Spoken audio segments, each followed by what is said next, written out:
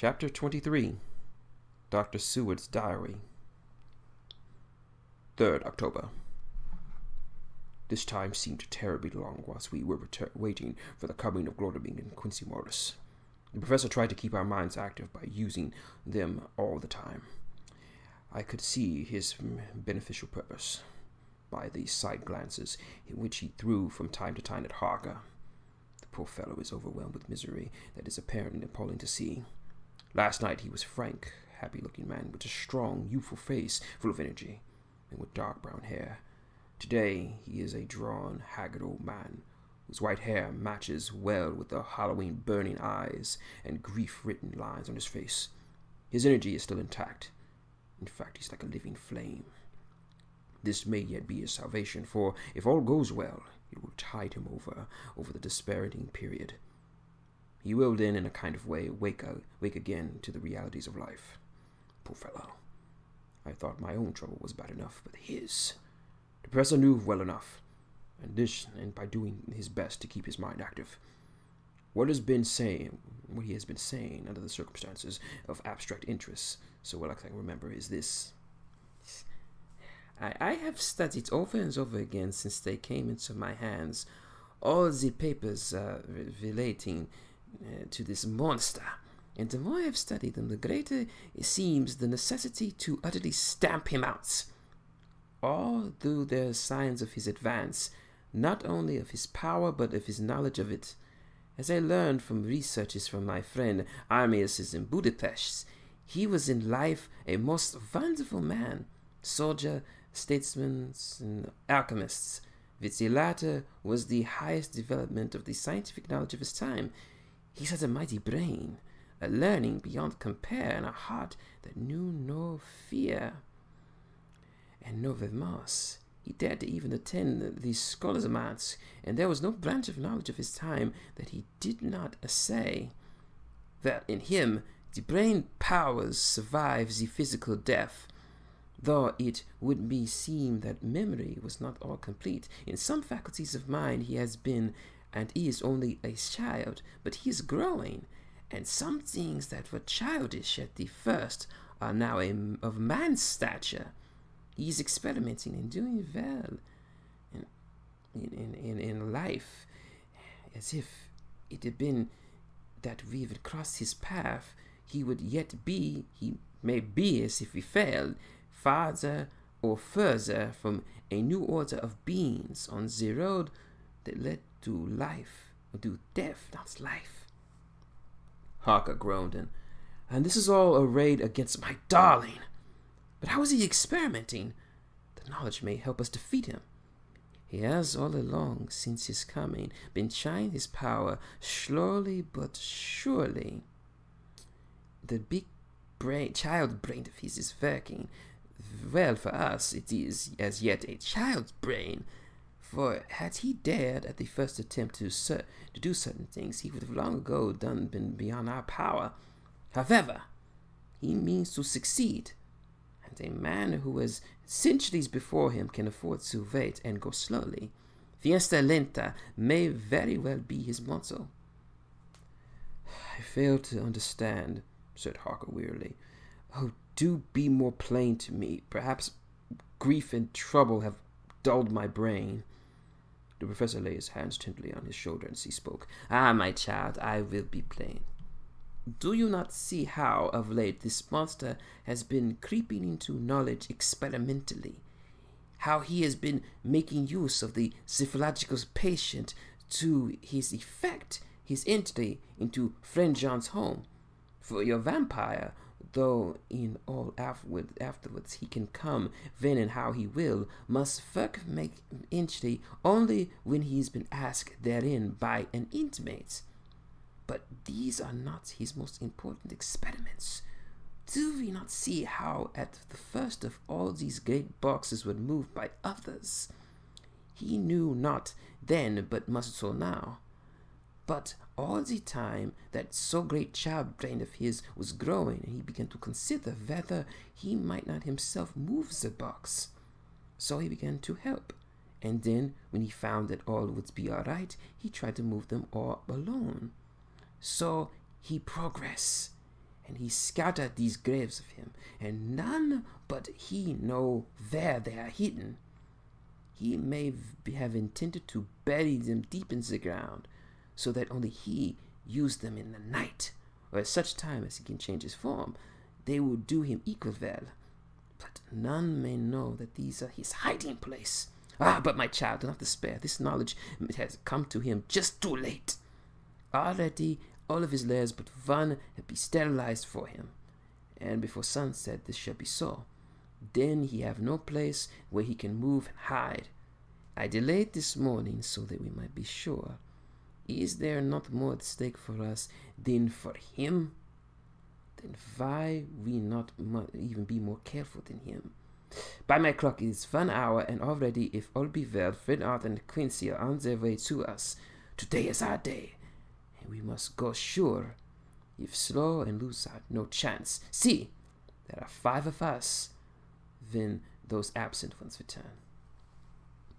Whilst he was speaking, we were startled by a knock at the hallway door, the double postman's knock of the telegraph boy.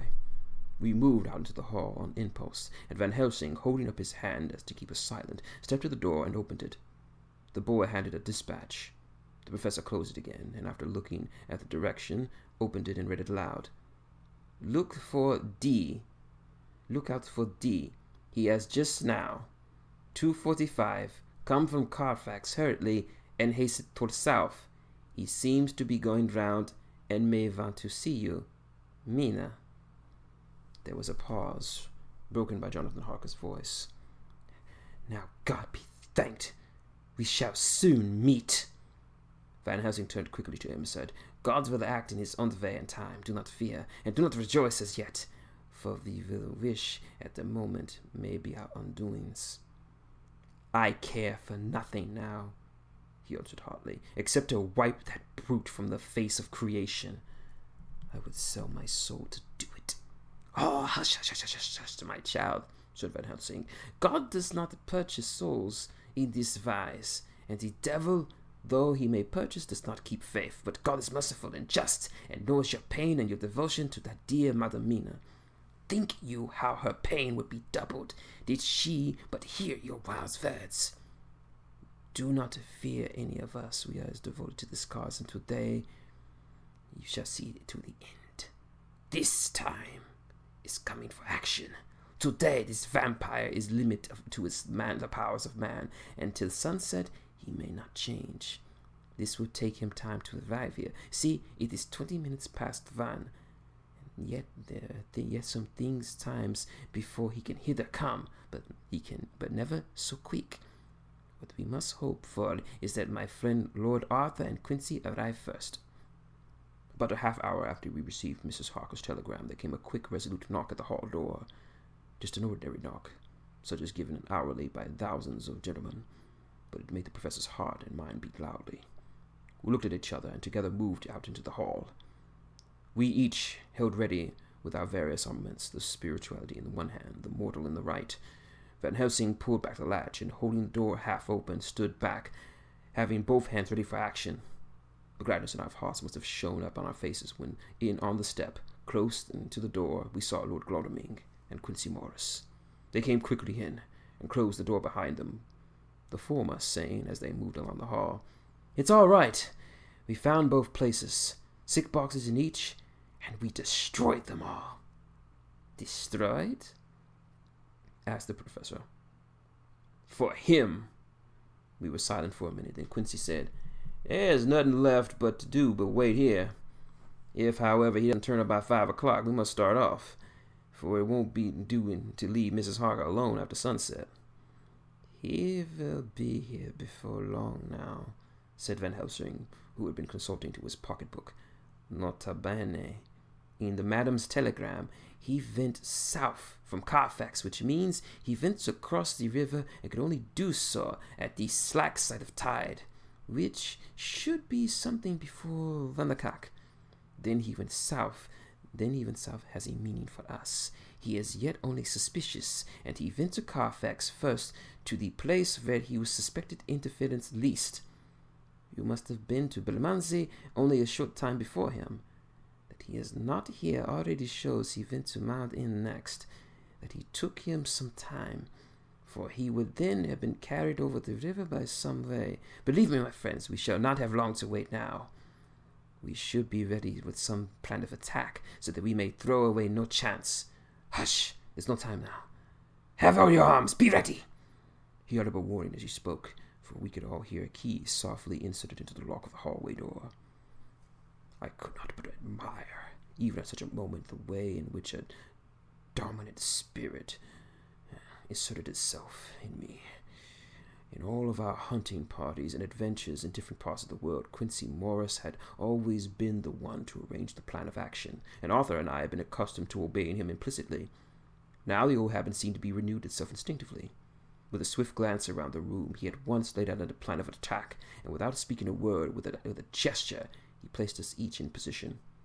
Van Helsing, Harker, and I were just beyond the door, so that when it was opened, the professor could guard it, while we two stepped from the incomer and the door. Glaudoming behind and Quincy in the front stood just out of sight, ready to move into the front for the window. We waited in surprise, in suspense. Then the seconds passed with nightmare slowness. The slow creak, careful steps came along the hall. The Count was evidently prepared for some surprise, or at least he feared it. Suddenly, with a single bound, he leapt into the room, winning a way past us before any of us could raise a hand to slay him. There was something so panther-like in the movement, something so unhuman as it seemed to sober us all from the shock of his coming. The first act was Harker, who, with a quick movement, threw himself before the door leading to the room in front of the house. As the Count saw us, a horrible sort of snarl passed over his face, showing the eye teeth long and pointed, but the evil smile had quickly passed into a cold stare of lion-like disdain. His expression again changed us. With a single impulse, we all advanced upon him. It was pity that we had not some better organized plan of attack, for even at the moment I wondered what we would do. I did not know myself whether our lethal weapons would avail us anything. Harker evidently meant to try the matter, for he had already readied his great kukri knife and made a fierce and sudden cut at him. The blow was a powerful one. Only the diabolical quickness of the Count's leap back saved him. A second, less, and the trenchant blade would have shone through his heart. As it were, the point had just cut the cloth of his coat, making a wide gap whence a bundle of banknotes and a stream of gold fell out. The expression on the Count's face was so hellish that for a moment I feared for Harker, though I saw him throw the terrible knife aloft again for another stroke. Instinctively I moved forward on a protective impulse, holding the crucifix and wafer in my left hand. I felt a mighty power fly along my arm, and it was without surprise that I saw the monster cower back before a similar movement made spontaneous by each one of us. It would be impossible to describe the expression of hate and baffled malignity, of anger, of hellish rage that came over the Count's face. His waxen hue became greenish-yellow by the contrast of his burning eyes, and the red scar on his forehead shone on the paled skin like a palpitating wound. The next instant, with a sinuous dive, he swept under Harker's arm, ere his blow could fall, and grasping a handful of money from the floor, dashed across the room, threw himself at the window. Amid the clash and glitter of flying glass, he tumbled into the flagged area below. Through the sound of shivering glass, I could hear the ting of gold, and some sovereigns fell at the flagging. We ran over and saw him spring unhurt from the ground. He, rushing up the steps, crossed the flagged yard, and pushed open the stable door. Then he turned to us and spoke. "You think you have baffled me? You, with your pale faces all in a row, like sheeps in a butcher's. You shall yet be sorry, every one of you. You think you have left me without a place to rest, but I have more. My revenge has yet to begun. I have spent the centuries, and time is on my side. Your girls, all that you love, are mine already, and through them you and all others shall yet be mine. My creatures do my bidding, and to be my jackals when I want to feed. Bah!" With a contemptuous sneer, he passed quickly through the door, and we heard the rustling bolt creak as he fastened it behind him. A door beyond opened and shut. The first of us to speak was the professor. After realizing the difficulty of following him through the stable, we moved to the hall. "We have learned something. Much. Notwithstanding his brave words, he fears us. He fears time. He fear want. For not why he hurries so. His tone betray him, or my ears deceive. Why takes that money? You follow quick. You are hunters of wild beasts and understand it so. For me, I make sure nothing here make be use of him, if so he return." As he spoke, he put the money remaining into his pocket, took the title deeds in the bundle as Harker left them, and swept the remaining things out into the open fireplace, for which he set fire to them with a match. Glowing and Morris rushed out of the yard, and Harker had lowered himself to the window to follow the Count.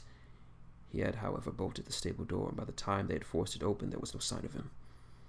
Van Hosken and I tried to make an inquiry as to the back of the house, but the mews were deserted, and no one had seen him depart. It was now late in the afternoon, and sunset was not far off. We had to recognize that our game was up. With heavy hearts, we agreed that the professor, when he said, "Let us go back to Madame Mina." Poor Madame Mina. All we can do just now is done, and we can there at least protect her. But we need not despair. There is but one more earth box, and we must try to find it. When it is done, all may be yet well. I could see that when he spoke as bravely as he could to comfort Harker, the poor fellow was quite broken down. Now and again he had gave a low growl which he could not suppress. He was thinking of his wife. With sad hearts, we came back to my house, where we found Mrs. Harker waiting for us, with the appearance of cheerfulness, which did honor her bravery and unselfishness. When she saw our faces, her own became as pale as death. For a second or two, her eyes were closed, as if she were in a secret prayer. And then she said cheerfully, "I can never thank you all enough. Oh, my poor darling." As she spoke, she took her hand's gray head in her hands and kissed it. "Lay your poor head here and rest. All will be yet well, dear. God will protect us if he so wills it, his good intent." The poor fellow groaned. There was no place for words in his sublime misery. We had a sort of periphery supper together, and I think it cheered us all up somewhat. It was perhaps the mere animal heat of the food to hungry people, for none of us had eaten anything since breakfast, or the sense of companionship that may have helped us. But anyhow, we were all less miserable, and saw the morrow not altogether without hope. True, I promise, we told Mrs. Harker everything that which passed, and she grew snow-white at times when danger seemed to have threatened her husband, and red at other times when his devotion to her manifested. She listened bravely and with calmness. When we came to the part where Harker had rushed the Count so recklessly, she clung to her husband's arm and held it tight, as though her clinging could protect him from any harm that might come. She said nothing, however, till the narration was all done and matters had been brought up to the present time. Then, without letting go of her husband's hand, she stood up amongst us and spoke. "Oh, that I could give you an idea of the scene, of that sweet, good woman in all the radiant beauty of her youth and animation, that red scar on her forehead, of which she was conscious. We saw with grinding of our teeth, remembering whence and how it came, her loving kindness against our grim hate, her tender faith against our fears and doubts, and we knowing so far as symbols went, she was, with all her goodness and purity and faith, was outcast from God. "Jonathan," she said, and the words sounded like music on her lips, so full of love and tenderness. "Jonathan, dear, and you are all my true friends. I want you to bear something in mind through all this dreadful time. I know that you must fight, that you must destroy, even if as you destroyed the false Lucy, so that the true Lucy might live hereafter. But this is not a work of hate. That poor soul who have wrought all this misery is the saddest case of all. Just think of what will be his joy when he too is destroyed in his worser part, then his better part may be spiritually immortal. You must be pitiful to him, though it may not hold your hands from his destruction. As she spoke, I could see her husband's face darken and draw together, as though the passion in him was shriveling him, becoming to being to his core. Instinctively, the clasp on his wife's hand grew closer, till his knuckles looked white. She did not flinch from the pain from which I knew she must have suffered, but looked at him with eyes that were all more appealing than ever. As she stopped speaking, he leapt to his feet, almost tearing his hand from hers as he spoke. May God give him into my hand just long enough for me to destroy that earthly life from him from which we are aiming at. If beyond it I could send his soul forever and ever into burning hell, I would do it. Oh, hush, in the name of the good God, don't say such things, Jonathan, my husband, or you will crush me with fear and horror. Just think, my dear, I've been thinking about this long day of it, that perhaps someday I too may need such pity, and that some others like you, with equal cause for anger, may deny it to me. Oh, my husband, indeed, I would have been spared such a thought had been another way. But I pray to God that would not have treasured your wild words, except at the heartbroken wail of a very loving and sorely stricken man. Oh God, let these poor white hairs go in evidence of what he has suffered. For all his life he has done no wrong, and on whom so much sorrow has come. We men were all in tears now. There was no resisting them, and we wept openly. She wept too, to see her sweeter consoles had prevailed. Her husband flung himself on his knees beside her, and pulling her arms around her, hid his face in the folds of her dress. Van Helsing beckoned us too, and we stole from the room, leaving the two loving hearts alone with their God. Before they retired, the professor fixed up the room against any coming of the vampire, and assured Mrs. Harker that she may rest in peace. She tried to school herself into the belief, and manifested for her husband's sake, tried to seem content.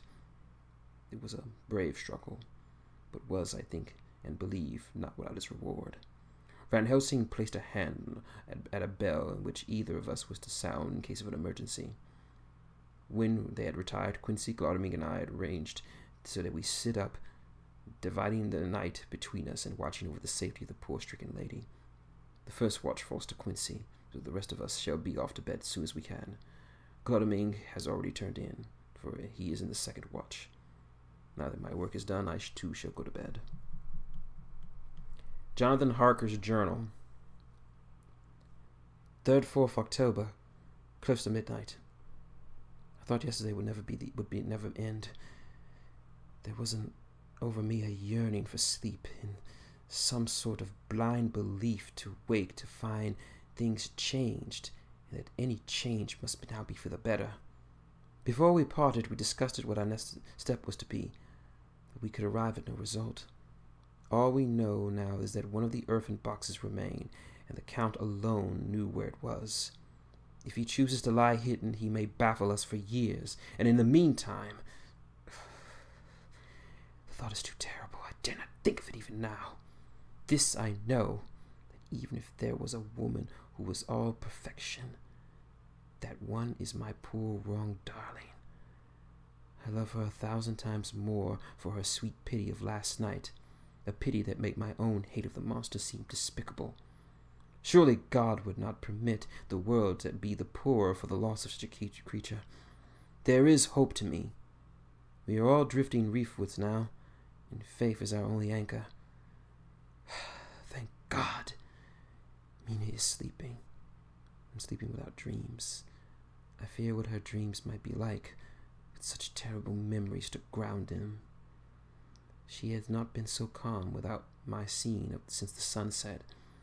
Then, for a while, there came over her face a repose, which was like spring after the blasts of March. I thought at the time that it was the softness of the red sunset on her face, but somehow I think it has a deeper meaning.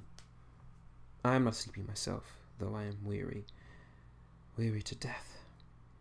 However, I must try to sleep, for there is tomorrow to think of, and there is no rest for me until... Later. I must have fallen asleep, for I was awakened by Mina, who was sitting up in bed with a startled look on her face. I could see easily, for we did not leave the room in darkness. She had placed a warning hand over her mouth, and she was whispering into my ear, "Hush, there is someone in the corridor." I got up softly and, crossing the room, gently opened the door. Just outside, stretched out on a mattress, lay Mr. Morris, wide awake. He raised a hand of warning silence as he whispered to me, "Hush, go back to bed. It's all right. One of us will be here all night. We don't mean to take any chances." His look and gesture forebode discussion, so I came back and told Mina. She sighed, and positively a shadow of a smile strode over her pale face as she put her arms around me and said, "Oh, thank God for good, brave men." With a sigh, she sank back to sleep. I write this now as I am not sleepy, though I must try again. 4th October, morning. Once again during the night I was awakened by Mina.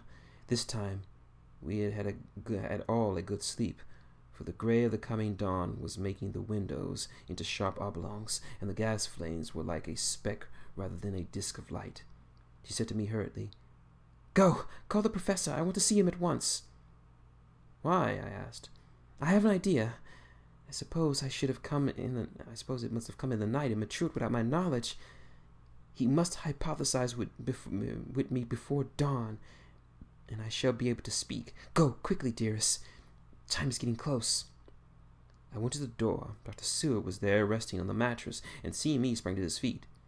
"Is anything wrong?" he asked me in alarm. "No," I replied, "but Mina wants to see Dr. Van Helsing at once."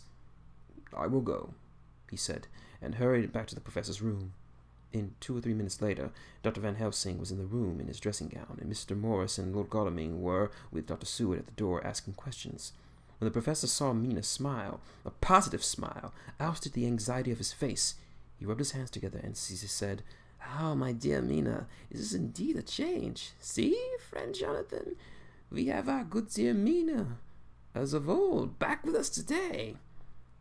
Then, turning to her, he said cheerfully, "And what will I do for you? For at this hour you do not want me to do for nothings. I want you to hypothesize. I want you to hypnotize me." She said, "Do it before dawn, for I feel I can speak and speak freely. Be quick, for the time is short." Without a word, he motioned her to sit up in bed. Looking fixedly at her, he commenced to make passes in front of her, from over the top of her head downward, with each hand in turn.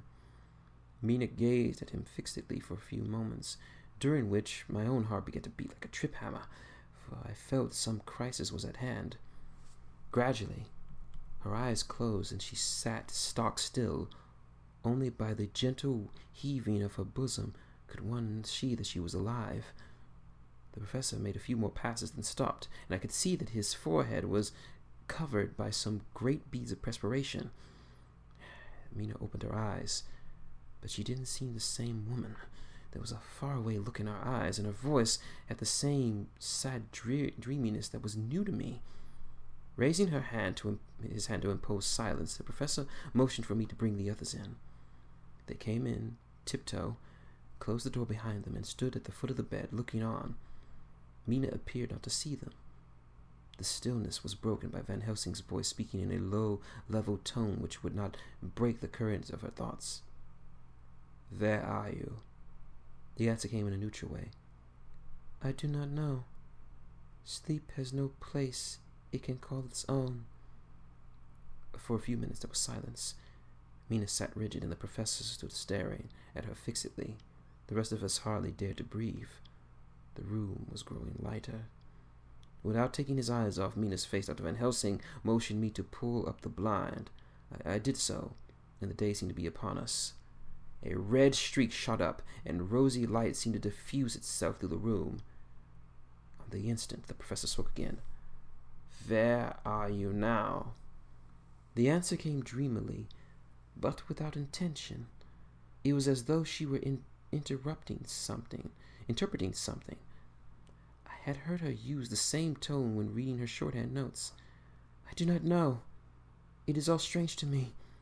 "What do you see?" "I can see nothing. It is all dark." "What do you hear?" I could detect the strain in the professor's patient voice. "The lap of water. The gurgling is nearby, and little waves leap. I can hear them on the outside." "Then you are on a ship." We all looked at each other, trying to glean something from each other. We were afraid to think. The answer came quick. "Oh, yes." "What else do you hear?" "The sound of men stamping overhead as they run about. There is the creaking of a chain, and the loud tinkle as the check of a capsule falling on the ratchet." "What are you doing?" "I am still. Oh, so still. It is like death." The voice faded away into a deep breath, as if one is sleeping, and the open eyes closed again. By the time the sun had risen, and we were all in the full light of day, Dr. Van Helsing placed his hands on Mina's shoulders and laid her down softly on her pillow. She lay like a sleeping child for a few moments, and then, with a long sigh, woke and stared in wonder to see all of us around her. "Have I been talking in my sleep?" was all she said. She seemed to, however, know the situation without telling, though she was eager to know what she had been told. The professor repeated the conversation, and she said, "Then there's not a moment to lose. It may not be yet too late." Mr. Morris and Lord Godalming stood at the door, but the professor's calm voice called them back. "Stay, my friends. That ship, wherever it is weighing anchor as whilst we spoke. There are many ships weighing anchor at the moment in your so great port of Lanzen. Which of them is the one you seek? God be thanked that we once again have a clue, though whether it will lead us to him we will not know. We may be blind somewhat, blind after a manner of men, since we came to look back that we might see, looking forward if we had been able to see what might be seen. Alas! But that sentence is a puddle, is it not? If we can know what is in the Count's mind, when we seized that money, though Jonathan Sosophia's knight put him in danger than he ever dread, he meant escape. Hear me, escape. He saw that but one earthen box was left, and a pack of men followed like dogs after a fox. Thus London was no place for him. He have taken his last earthen box on a board of ship, and he leaves the land. He think to escape, but no, we follow him. Tally-ho! As friend Arthur would say when he put on his red frock. Our old fox is wily, oh so wily, and we will follow him with wile. I too am wily, and I think is mine in a little while. In meantime we may rest and in peace, for these waters between us, which we do not want to pass, and we could not, even if you would, unless the ship were to touch land, and then only at full or slack tide. See, and the sun is just rose, and the day is to sunset to us. Let us take bath and dress, and have breakfast, which we will need, and we will eat comfortably, since he will not be on the same land as us." Mina looked at him appealingly as he asked, "But why would we need to seek him further when he has gone away from us?" He took her hand and patted it in response. "Ask me nothing as of yet. When we have breakfast, then I will answer all questions." He would say no more, and we separated to dress. After breakfast, Mina repeated her question. He looked at her gravely for a minute and then asked sorrowfully, "Because, my dear Mina, now more than ever we must find him if we are to follow him to the jaws of hell."